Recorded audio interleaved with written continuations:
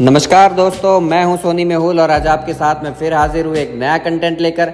आज हम इस वीडियो में बात करने वाले हैं महात्मा गांधी के बारे में। आज मैं इस वीडियो में आपको महात्मा गांधी के पूरे जीवन के बारे में बताऊंगा, तो बने रहिए मेरे साथ एंड तक इस वीडियो में। और अगर अब तक आपने मेरे चैनल को सब्सक्राइब नहीं किया है तो सब्सक्राइब करें, लाइक करें और शेयर करें। महात्मा गांधी का जन्म भारत के गुजरात राज्य के पोरबंदर क्षेत्र में हुआ था। उनके पिता श्री करमचंद गांधी पोरबंदर के दीवान थे और माता पुतलीबाई एक धार्मिक महिला थी। गांधी जी एक गुजराती परिवार से संबंध रखते थे और उनकी पत्नी का नाम कस्तूरबा गांधी था। महात्मा गांधी के 4 बेटे थे, हरिलाल, मणिलाल, रामदास और देवदास। गांधी जी के जीवन में उनकी माता का बहुत अधिक प्रभाव रहा। उनका विवाह 13 वर्ष की उम्र में ही हो गया और उस समय कस्तूरबा 14 वर्ष की थी। नवंबर सन 1827 में उन्होंने अपनी मैट्रिक की परीक्षा उत्तीर्ण कर ली और जनवरी सन 1828 में उन्होंने भावनगर के सामलदास कॉलेज में दाखिला लिया और यहाँ से डिग्री प्राप्त की। इसके बाद वे लंदन गए और वहाँ से बैरिस्टर बनकर लौटे और सन 1894 में किसी कानूनी विवाद के संबंध में गांधी जी दक्षिण अफ्रीका गए और वहाँ होने वाले अन्याय के खिलाफ अवज्ञा आंदोलन चलाया और इसके पूर्ण होने के बाद वो भारत लौटे।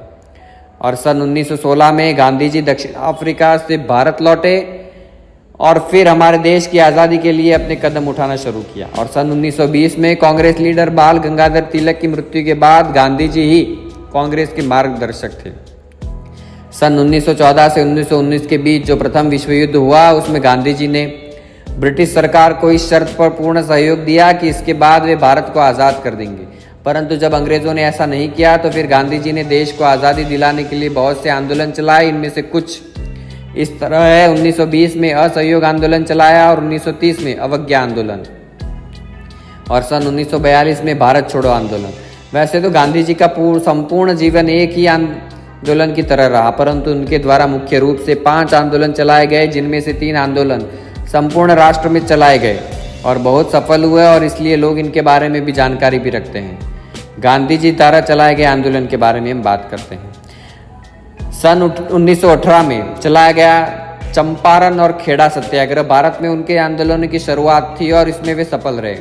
यह सत्याग्रह ब्रिटिश लैंडलॉर्ड के खिलाफ चलाया गया और इन ब्रिटिश लैंडलॉर्ड द्वारा भारतीय किसानों को नील की पैदावार करने के लिए जोर डाला जा रहा था और उसी के साथ हद तो ये थी कि उन्हें ये नील एक निश्चित कीमत पर ही बेचने के लिए भी विवश किया जा रहा था और भारतीय किसान ऐसा नहीं चाहते थे।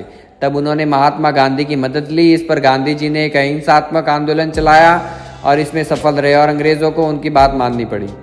और इसी वर्ष खेड़ा नामक एक गांव जो गुजरात प्रांत में स्थित है, वहां बाढ़ आ गई और वहां के किसान ब्रिटिश सरकार द्वारा चलाए जाने वाले टैक्स भरने में असमक्ष थे। तब उन्होंने इसके लिए गांधी जी से सहायता ली और तब गांधी जी ने असहयोग आंदोलन नामक हथियार का प्रयोग किया और किसानों को टैक्स में छूट दिलाने के लिए आंदोलन किया।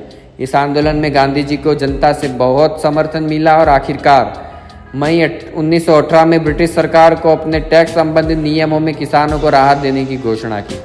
और सन 1919 में गांधी जी को इस बात का एहसास होने लगा कि कांग्रेस कहीं न कहीं कमज़ोर पड़ रही है, तो उन्होंने कांग्रेस की डूबती नैया को बचाने के लिए और साथ ही साथ हिंदू मुस्लिम एकता के द्वारा ब्रिटिश सरकार को बाहर निकालने के लिए अपने प्रयास शुरू किए और इन उद्देश्यों की पूर्ति के लिए वे मुस्लिम समाज के पास गए।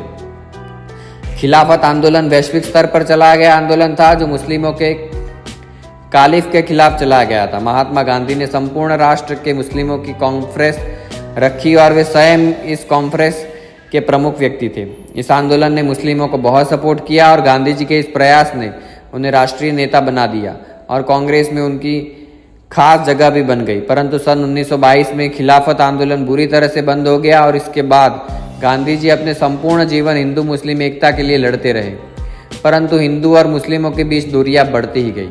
विभिन्न आंदोलनों से निपटने के लिए अंग्रेजी सरकार ने सन 1919 में रॉलेट एक्ट पारित किया और इसी दौरान गांधी जी द्वारा कुछ सभाएं भी आयोजित की गई और उन्हीं सभाओं की तरह ही अन्य स्थानों पर भी सभाओं का आयोजन किया गया। और इसी प्रकार की एक सभा पंजाब के अमृतसर क्षेत्र में जलियांवाला बाग में बुलाई गई थी और वहां इस शांति सभा को अंग्रेजों ने जिस बेरहमी के साथ रौंदा था उसके विरोध में गांधी जी ने सन 1990 में असहयोग आंदोलन प्रारंभ किया। और इस असहयोग आंदोलन का अर्थ यह था कि भारतीयों द्वारा अंग्रेजी सरकार की किसी भी प्रकार से सहायता ना की जाए, परंतु इसमें वे किसी भी तरह की हिंसा ना हो।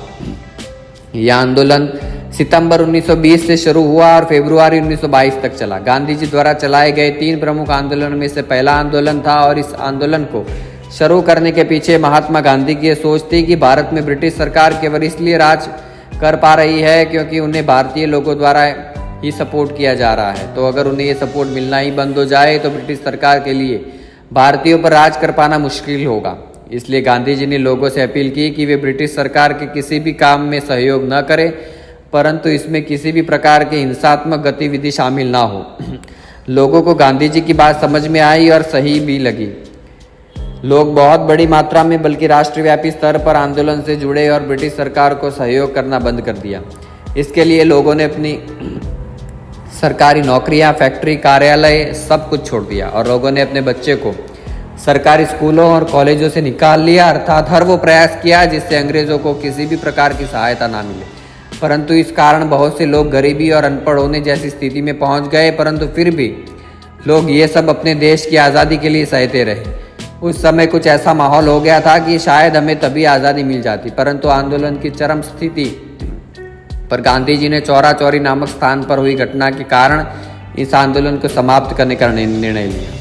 अब आइए जानते हैं चौरा चौरी कांड। क्योंकि यह असहयोग आंदोलन संपूर्ण देश में अहिंसात्मक तरीके से चलाया जा रहा था, तो इस दौरान उत्तर प्रदेश राज्य के चौरा चौरी नामक स्थान पर जब कुछ लोग शांतिपूर्ण तरीके से रैली निकाल रहे थे, तब अंग्रेजी सैनिकों ने इन पर गोलियां चला दी और कुछ लोगों की इसमें मौत हो गई। तब इस गुस्से से भरी भीड़ ने पुलिस स्टेशन में आग लगा दी और वहां उपस्थित 22 सैनिकों की भी हत्या कर दी। तब गांधी जी का कहना था कि हमें संपूर्ण आंदोलन के दौरान किसी भी हिंसात्मक गतिविधि को नहीं करना। शायद हम अभी आज़ादी पाने के लिए लायक नहीं हुए, और इस हिंसात्मक गतिविधि के कारण उन्होंने आंदोलन वापस ले लिया।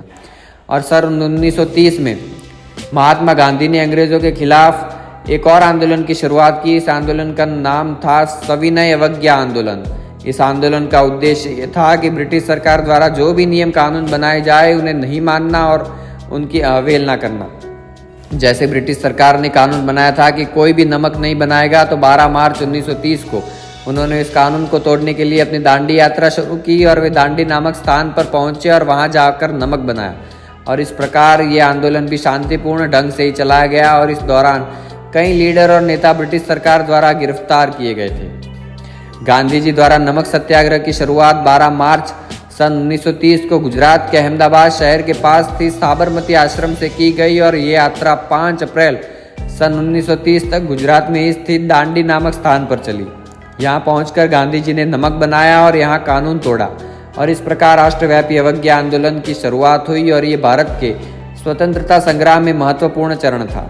ये ब्रिटिश सरकार द्वारा नमक बनाए जाने के एकाधिकार पर सीधा प्रहार था और इसी घटना के बाद यह आंदोलन संपूर्ण देश में फैल गया और इसी समय अर्थात 26 जनवरी 1930 को भारतीय राष्ट्रीय कांग्रेस ने पूर्ण स्वराज की घोषणा की।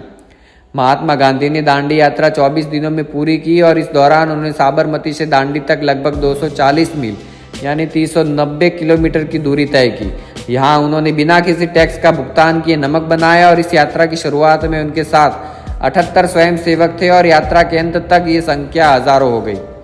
यहाँ वे 5 अप्रैल सन 1930 को पहुंचे और यहाँ पहुंचकर उन्होंने इसी दिन सुबह 6:30 बजे उन्होंने नमक बनाकर ब्रिटिश सरकार के खिलाफ अहिंसात्मक सविनय अवज्ञा आंदोलन की शुरुआत की और इसे भी हजारों भारतीयों ने मिलकर सफल बनाया।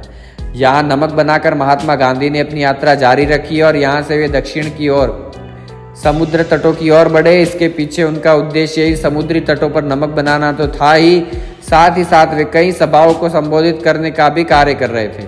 यहाँ उन्होंने घरसाना नामक स्थान पर भी एक कानून तोड़ा और 4 से 5 मई सन 1930 अर्धरात्रि को गांधी जी को गिरफ्तार कर लिया गया और उनकी गिरफ्तारी और इस सत्याग्रह ने पूरे विश्व का ध्यान भारत के स्वतंत्रता संग्राम की ओर खींचा।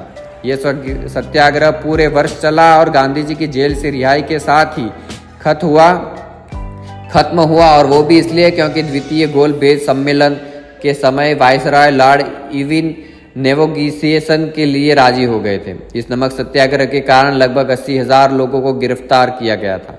गांधी जी द्वारा चलाया गया ये नमक सत्याग्रह उनके अहिंसात्मक विरोध के सिद्धांत पर आधारित था। इसका शाब्दिक अर्थ है सत्य का आग्रह, सत्याग्रह। तो दोस्तों, आज हमने इस वीडियो में बात की गांधी जी के बारे में। तो मुझे उम्मीद है ये वीडियो आपको बहुत पसंद आया होगा। तो पसंद आया तो लाइक करें, शेयर करें, सब्सक्राइब करें। मिलते हैं अगले नए कंटेंट के साथ, तब तक के लिए धन्यवाद।